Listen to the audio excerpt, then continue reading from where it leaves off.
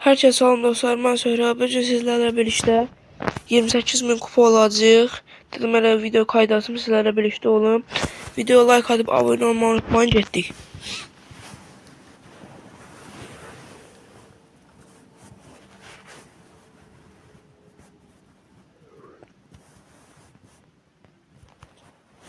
Bot yoxsa Proton dəfn olacaq deyəsən, bot deyil dostlar. Oyun kasmasın.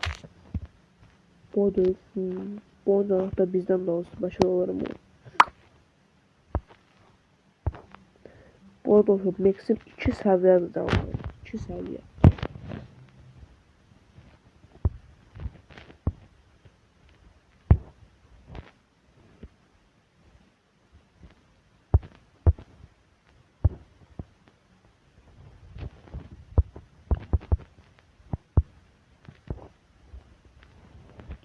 Tez olur.